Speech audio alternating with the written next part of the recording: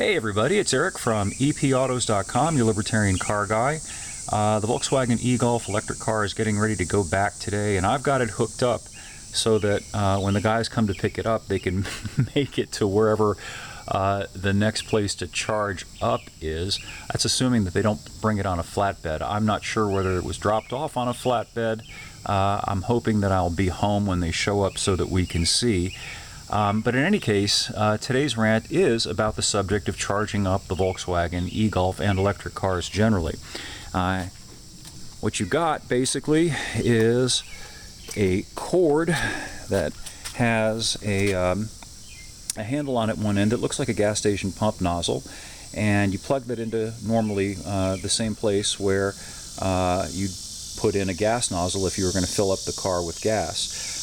And the cord itself is probably about 15 feet long, and it terminates in this junction box here, which has an indicator on it that tells you the state of charge and whether the thing is completely charged or partially charged. It takes a pretty good long time to charge up on 120 volts, which is standard household current. I found that it takes at least 8 hours or more to recover the approximate 125 miles of range that Volkswagen says the vehicle is good for. Now, in its defense, when it's fully charged, my range indicator has said 140 miles.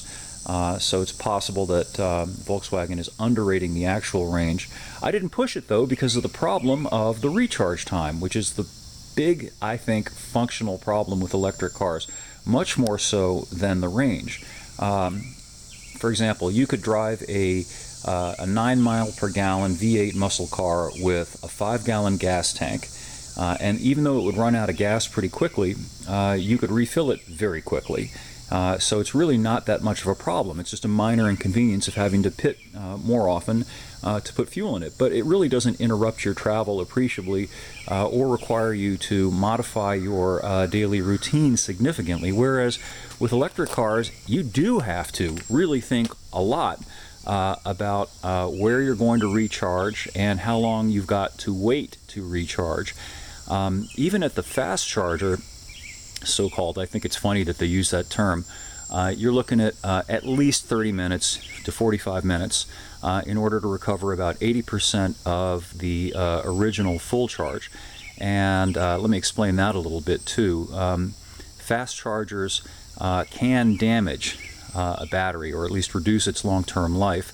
So in order to prevent that from happening, the software is designed to modulate the incoming charge and limit the incoming charge to about 80% of capacity. That's done for reasons of battery health. So you can't charge to 100% on a fast charger. So you've got 80% of the original range of whatever the car's best case range was. So that's significantly less range.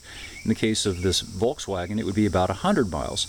So you got to think about, all right, I've got about that much to go, and realistically, if it's 100 miles, realistically, I probably wouldn't want to push it more than 80, because if you do get to the point where the thing runs out of juice, you're going to be stuck where you are for a significant amount of time, even if you get stuck where there's a fast charger. And since fast chargers aren't everywhere, you've got that problem of having to plug into the more commonly available 120 volt ordinary household current, and in that case, you're going to be stuck there for many hours. It's a real problem. Another problem, getting back to the cord here, is the length of the cord. It's about 15 feet. I didn't actually measure it, but it's approximately that much. You can see how long it is just from looking at it. And the problem with that is, what if you haven't got a household outlet that's close enough to plug the thing in? Well, then you got to run an extension cord, which is what I've had to do. And for me, it's not that big a problem because I have a garage, and the garage has outlets in it. And here we get to the bigger problem.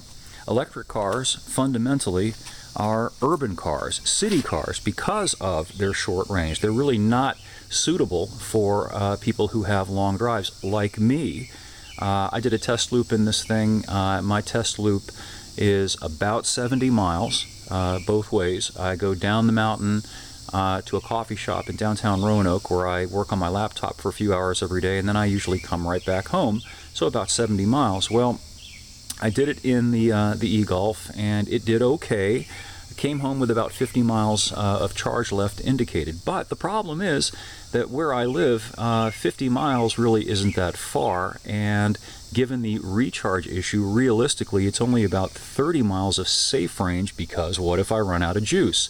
So let's say that this car were my car and it were my only car, and I got home and suddenly I needed to get back downtown for one reason or another, whether because of an emergency. Let's say I needed to get to the doctor or get somebody to the doctor, or just wanted to go out with friends. They called spur of the moment, nothing that had been planned. But I'm stuck unless I have another car, because the e-Golf, with only 50 miles or so of indicated range, realistically can only go about 30 or so before it has to be plugged in, and then I'd have to be stuck wherever I happen to be for that period of time while it recharges. You see what I mean? It gets to be a hassle.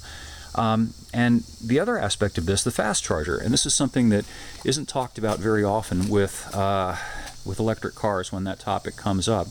Not many homes come with a fast charger, which is a 240 volt double poled system, and that means if you buy an electric car, you're going to have to, probably, unless you're an electrician or really good with electrical stuff, you're going to have to hire an electrician to come out to your place and do some work to your main panel and run everything that needs to be run to a place where it's accessible so that you can plug it in. Oh, and I lost my train of thought.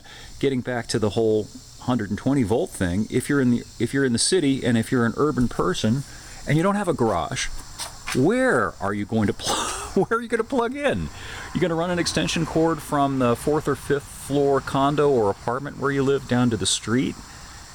I think that's a real problem. Now, I understand that the EV people say, well, don't worry about that. We're going to have fast chargers at every curbside parking spot. But anybody who's ever lived in a city, I've lived in a city, I've worked in a city, knows that just finding a parking spot is difficult, and that physically speaking, there aren't as many parking spots as there are cars in any city.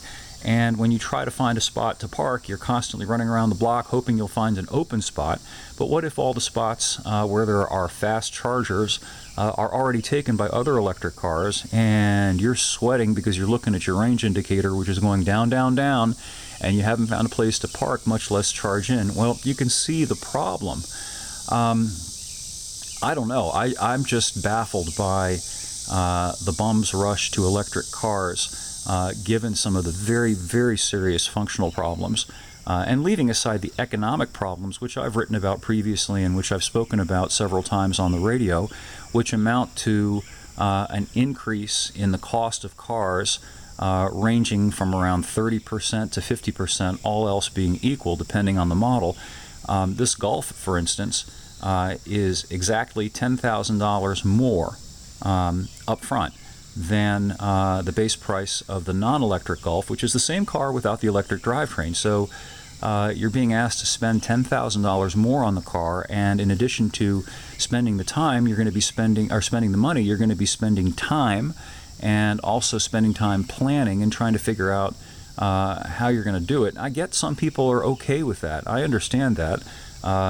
There's a market for specialty cars and cars that have specific features that make them less practical than other cars, and generally in that case we're talking about high-performance sports cars, exotic cars, jacked-up 4x4s.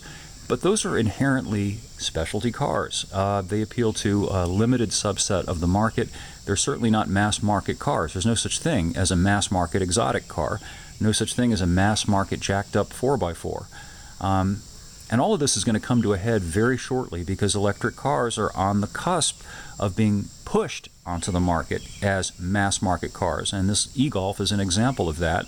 The Golf is just a basic A to B car designed to be a good commuter car that's also potentially a family car and a primary car. Well, you convert it to electric and it becomes a specialty car, and it almost forces you to have another car in addition to it, unless you're somebody who lives in the city and rarely drives more than about 40 or 50 miles every day and has ready access to places to plug in on both ends of whatever trip you take. So those are my thoughts about this e-Golf. I think from a technical point of view, it's really interesting.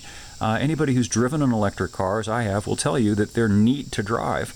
The motor is connected directly to the drive wheels. There's no transmission. The thing produces tremendous torque. It accelerates a lot like a V8 muscle car, but silently. There is no noise, which is cool. You know, you can run down the road at highway speeds and not really hear anything except the tires and the wind, and that's not very much. So that's all very neat.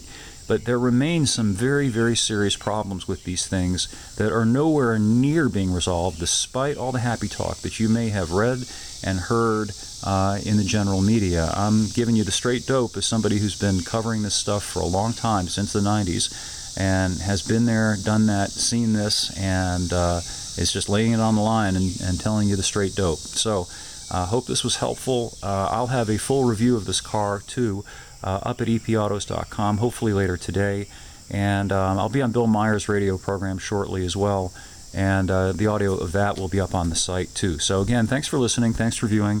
Come on down to epautos.com for some libertarian car talk, and we will catch up with you again soon.